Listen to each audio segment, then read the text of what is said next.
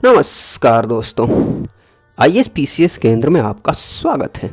दोस्तों, इस वीडियो में हम केमिस्ट्री के उन महत्वपूर्ण फैक्ट्स को देखने वाले हैं जो BPSC या किसी भी अन्य स्टेट PCS एग्ज़ाम के लिए काफ़ी इम्पॉर्टेंट है। चाहे कोई भी वनडे एग्ज़ाम हो, उनके लिए भी काफ़ी इम्पॉर्टेंट है।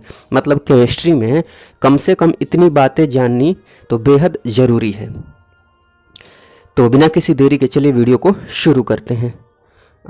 सबसे पहले बात की जाए कि परमाणु के 3 जो मौलिक कण होते हैं जो किसी भी परमाणु में उपस्थित होते हैं, वो कौन कौन से? इलेक्ट्रॉन, प्रोटॉन एवं न्यूट्रॉन। जिसे देख लीजिए, ये कोई एटम है, एटम का ये न्यूक्लियस है, इसके चारों ओर इसके कक्ष हैं। तो ये जो न्यूक्लियस है ना, यहाँ पर प्रोटॉन और न्यूट्रॉन होते हैं और बाहर इसके जो घूमते हैं वो इलेक्ट्रॉन होते हैं कक्ष में। ठीक, और मैं बता देता हूं, यहाँ पर प्रोटॉन की बात की जाए तो प्रोटॉन की खोज की थी किसने? रदरफोर्ड ने।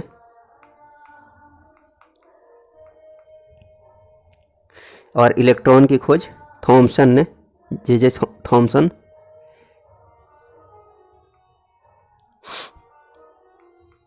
जे थॉमसन ने। और फिर क्या बची जा रहा है? प्रोटॉन, इलेक्ट्रॉन के बाद न्यूट्रॉन। न्यूट्रॉन की खोज चैडविक ने। और ये आपको पता होगा, इलेक्ट्रॉन नेगेटिवली चार्ज पार्टिकल है, प्रोटॉन पॉजिटिवली, और न्यूट्रॉन पर कोई चार्ज नहीं होता है। चलिए, उसके बाद बात की जाए कि परमाणु के नाभिक में होते हैं प्रोटॉन एवं न्यूट्रॉन। ये तो बता ही चुका हूं मैं, प्रोटॉन न्यूट्रॉन होते हैं। ठीक, वायुमंडल में सबसे अधिक मात्रा में पाया जाता है क्या? नाइट्रोजन 78%। उसके बाद ऑक्सीजन। ठीक, वायुमंडल में सबसे अधिक मात्रा में पाए जाने वाला अक्रिय गैस कौन सा है? आर्गन। अक्रिय गैस कौन कौन से होते हैं? Helium, neon, argon, krypton. ठीक, ये सब। वायुमंडल में नहीं पाए जाने वाले अक्रिय गैस हैं रेडॉन। और सर्वाधिक, एक मिनट रुकिएगा, सर्वाधिक वायुमंडल में नहीं पाए जाने वाले अक्रिय गैस रेडॉन है। सर्वाधिक यौगिक बनाने वाले अक्रिय गैस जेनॉन है। जेनॉन। सर्वाधिक यौगिक बनाने वाले जो तत्व हैं वो कौन सा है? कार्बन। सबसे ज़्यादा यौगिक कार्बन बनाता है। ठीक, उसके बाद बात की जाए, विद्युत का सबसे अच्छा सुचालक माना जाता है किसको? चांदी को। फिर कृत्रिम वर्षा हेतु प्रयोग में लाया जाता है किसको? कृत्रिम वर्षा के लिए किसको प्रयोग में लाया जाता है? सिल्वर आयोडाइड को। सिल्वर आयोडाइड को। फिर लोहे का शुद्धतम रूप है कौन सा? पिटवा लोहा। प्राकृतिक रबड़ का बहुलक है क्या? आइसोप्रीन। मतलब प्राकृतिक रबड़ जो है ना, बहुलक है किसका? आइसोप्रीन का। लेड संचायक बैटरी में प्रयोग किया जाता है, क्या प्रयोग किया जाता है? लेड संचायक बैटरी में सल्फ्यूरिक अम्ल। ये ध्यान रखिए कि कोल जो होता है ना, कोल गैस किसका मिश्रण होता है? हाइड्रोजन और मीथेन का। प्रोड्यूसर गैस किसका मिश्रण होता है? Carbon monoxide CO plus N2 का। जल गैस मिश्रण होता है कार्बन मोनोऑक्साइड प्लस हाइड्रोजन का। सबसे उच्च कोटि का कोयला माना जाता है एंथ्रासाइट को। सबसे खराब कोटि का कोयला किसको माना जाता है? कमेंट बॉक्स में जरूर बताइएगा। कमेंट करने से चीज़ें याद हो जाती हैं। देखिए, LPG का मुख्य जो घटक है, LPG गैस का मुख्य घटक कौन सा है? ब्यूटेन। ब्यूटेन।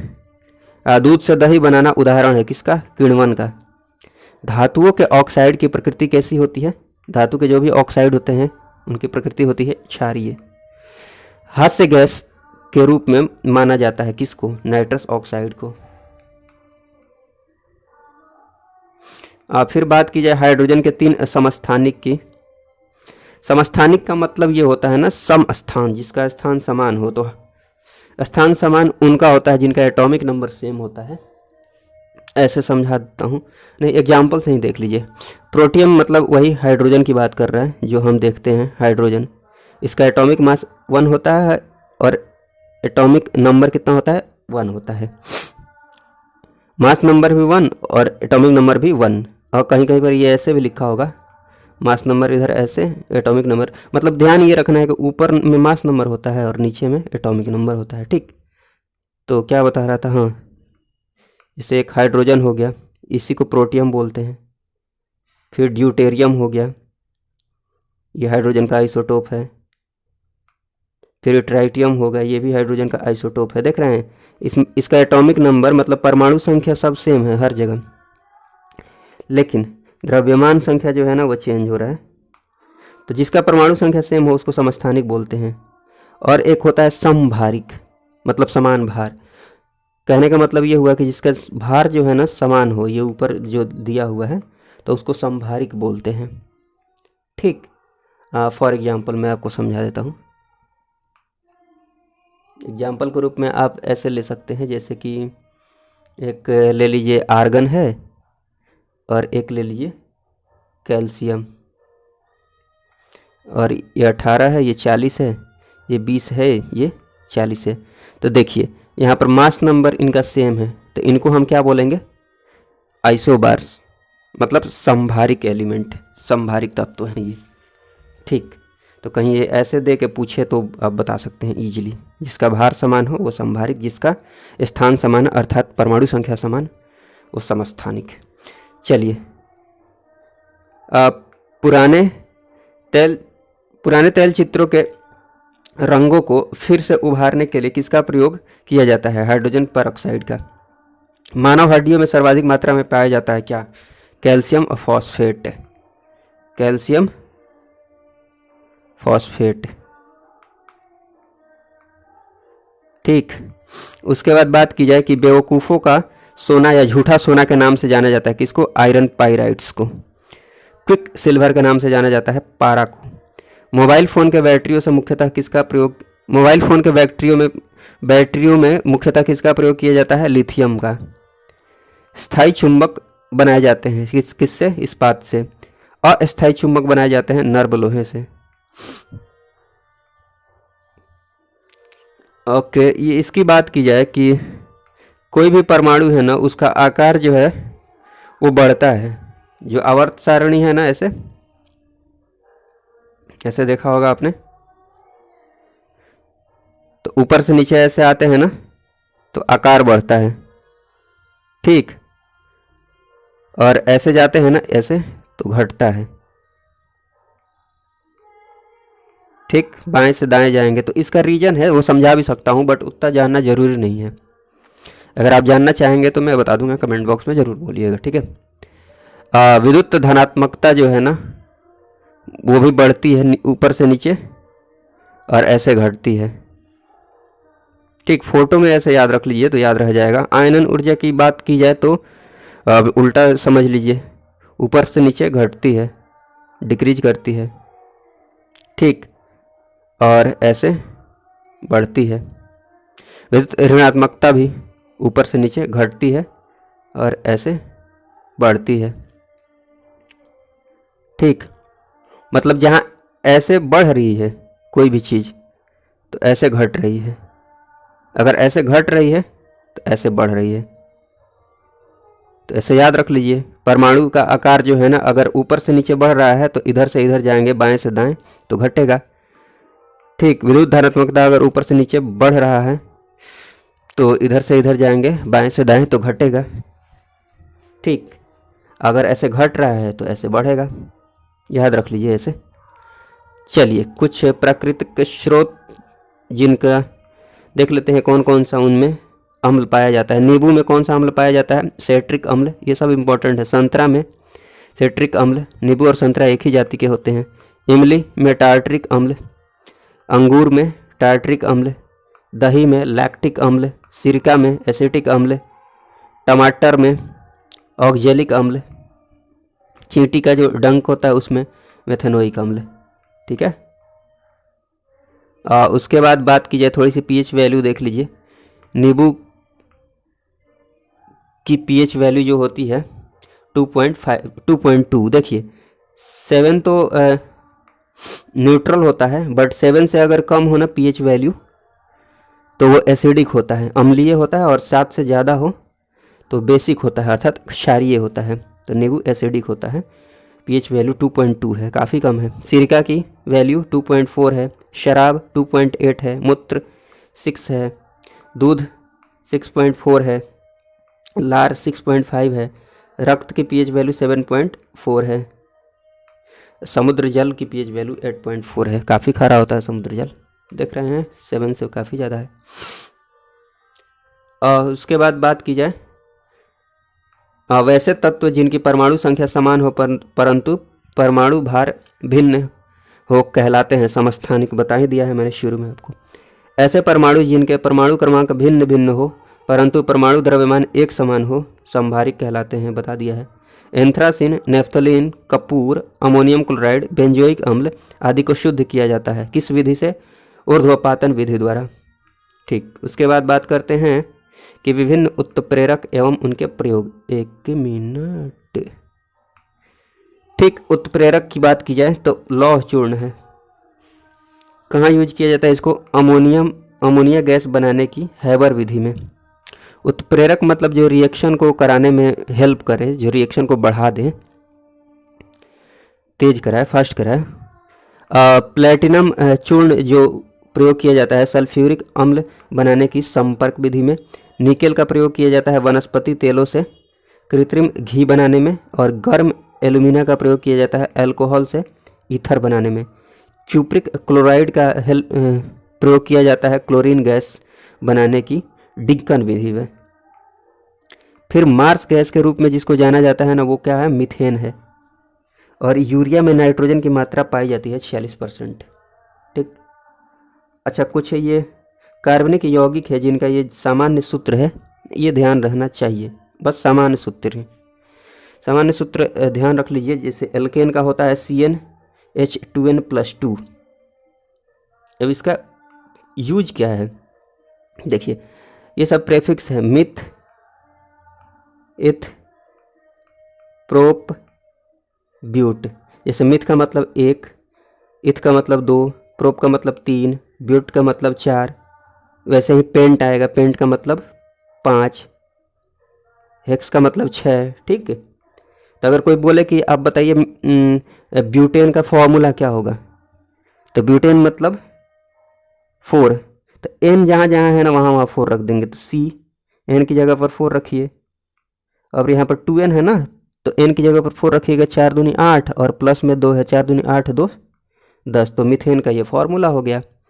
मतलब ये एल्केन जो है ना, एल्केन का ये सामान्य सूत्र है। एल्केन से रिलेटेड जितने भी फॉर्मूले हैं, methane, ethane, propane, butane, hexane, ये सब इससे हम पता कर सकते हैं। सिमिलरली हम एल्कीन का भी पता कर सकते हैं। एल्कीन का फॉर्मूला क्या होता है? CnH2n। देखिए ऊपर जो था ना उसमें से यहाँ 2 कम हो गया, -2 हो गया। फिर अल्काइन है, अब यहाँ जो था उसमें से 2 और कम हो गया, CnH2n -2 हो गया। ठीक, तो ये कम से कम ये 3 चीज़ें याद रखिएगा। फिर बात की जाए विभिन्न मिश्र धातु एवं उनके संघटन, तो पीतल की बात की जाए, ये सब इम्पोर्टेंट है। पीतल में क्या क्या होता है? कॉपर होता है और जिंक होता है। डच मेटल में क्या होता है? Copper, zinc. ठीक है, कांसा में क्या होता है? कॉपर और स्टेनम। बेल मेटल में होता है कॉपर, स्टेनम। इस पर ज़्यादा ध्यान दीजिएगा, पीतल वाले पर। फिर कांसा वाले पर ज़्यादा ध्यान दीजिएगा। गन मेटल की बात की जाए तो कॉपर, स्टेनम, फिर जिंक, इस पर भी थोड़ा ध्यान दीजिएगा। जर्मन सिल्वर, इस पर भी ध्यान दीजिएगा। कॉपर, स्टेनम और निकेल। सोल्डर में लेड और स्टेनम, इस पर भी ध्यान दीजिएगा। फिर कुछ रासायनिक नाम है। साधारण नमक का रासायनिक नाम क्या होता है? Sodium chloride, formula NaCl। Baking soda का सोडियम बाइकार्बोनेट, NaHCO3। धोआ सोडा का sodium carbonate, NaCO3 10H2O। Caustic soda का sodium hydroxide, NaOH। Chile saltpetre sodium nitrate, NaNO3। Nitre का पोटेशियम नाइट्रेट, KNO3। फिर विरंजक चूर्ण की बात की जाए तो ब्लीचिंग पाउडर इसका रासायनिक नाम है CaOCl। जिप्सम की बात की जाए तो कैल्शियम सल्फेट, फॉर्मूला होता है calcium sulphate CaSO4 2H2O। Plaster of Paris का होता है कैल्शियम सल्फेट हेमीहाइड्रेट। ठीक, तो CaSO4 यहाँ 2H2 है तो हाफ H2O कर दीजिए, या फिर 2 से मल्टीप्लाई कर दिया इसमें तो यहाँ 2 आ गया है, यहाँ 1/2 से 2 कट गया है। समझा देता हूँ आपको, कहीं कहीं पे फॉर्मूला ऐसे दिया होगा CaSO4 half H2O plaster of Paris का। ठीक है, तो अब इसमें 2 से मल्टीप्लाई कीजिएगा तो यहाँ 2 रह जाएगा और ये वाला 2 ख़त्म हो गया। तो ऐसे भी ध्यान में रख सकते हैं, बट मैं ये बोलूँगा कि आप ऐसे नहीं, ऐसे ध्यान में रखिए। एक मिनट यार, ऐसे ध्यान में रखिए CaSO4 हाफ H2O। ठीक, और जिप्सम का क्या होता है CaSO4 2H2O। चलिए, संगमरमर की बात की जाए तो संगमरमर का रासायनिक नाम है कैल्शियम कार्बोनेट और फॉर्मूला है कैल्शियम कार्बोनेट और फॉर्मूला है CaCO3। नौसादर की बात की जाए तो अमोनियम क्लोराइड इसका फॉर्मूला होता है, रासायनिक नाम होता है, फॉर्मूला है NH4Cl। हरा कशिश की बात की जाए तो फेरस सल्फेट रासायनिक नाम है, फॉर्मूला है FeSO4 7H2O। लूनर कास्टिक की बात की जाए तो सिल्वर नाइट्रेट इसका रासायनिक नाम है, फॉर्मूला है AgNO3। कुछ तत्व और उनके अयस्क देख लेते हैं। अयस्क याद रखना ज़्यादा ज़रूरी है। कॉपर की बात की जाए, इसमें अयस्क ज़्यादा इंपॉर्टेंट है। कॉपर की बात की जाए तो संकेत तो Cu होता है, और क्यूपराइट और मैलेकाइट इसके अयस्क हैं, प्रमुख अयस्क। क्यूपराइट पर ज़्यादा ध्यान दीजिएगा। टीन की बात की जाए संकेत Sn होता है, कैसीटेराइट इसके अयस्क हैं। सीसा की बात की जाए तो Pb संकेत है, गैलेना इसका अयस्क है, याद रखिएगा। सिल्वर की बात की जाए चांदी की तो Ag इसका सिंबल है, अर्जेंटाइट इसका अयस्क है, ध्यान दीजिएगा। एल्यूमिनियम की बात की जाए तो Al संकेत है, बॉक्साइट काफ़ी इंपॉर्टेंट है, ध्यान दीजिएगा। फिर क्रायोलाइट, कोरंडम ये सब इसके अयस्क हैं। जिंक Zn सिंबल है, कैलामाइन और जिंकाइट इसके अयस्क हैं। उसके बाद बात की जाए लोहा की तो Fe संकेत है, सीडेराइट, हेमेटाइट, मैग्नेटाइट इसके अयस्क। हेमेटाइट मैग्नेटाइट पर ज़्यादा ध्यान दीजिएगा। अयस्क मतलब जहाँ से ये सारी जो ये तत्व हैं हमें मिलते हैं। अयस्क जो होता है ना, इम्प्योर फॉर्म में होता है, अशुद्ध रूप में होता है, इसी से प्यूरिफाई करके ये सब निकाला जाता है। जैसे हेमेटाइट से लोहा निकाला जाता है, मैग्नेटाइट से लोहा निकाला जाता है। ठीक, चलिए। कैडमियम की बात की जाए Cd संकेत है और ग्रीनोकाइट इसके अयस्क हैं। क्रोमियम की बात की जाए तो इसका संकेत Cr है, क्रोमाइट इसका अयस्क है। सोना की बात की जाए तो कैल्वेराइट इसका अयस्क है और सिंबल का है Au, औरम। त्रिक नियम का प्रतिपादन डोब्रेनर ने दिया था और अष्टक नियम का प्रतिपादन न्यूलैंड ने दिया था। ये थोड़ा सा देख लीजिएगा। ठीक है फ्रेंड्स, इस वीडियो में बस इतना ही। वीडियो देखने के लिए बहुत बहुत धन्यवाद। जय हिंद, जय भारत।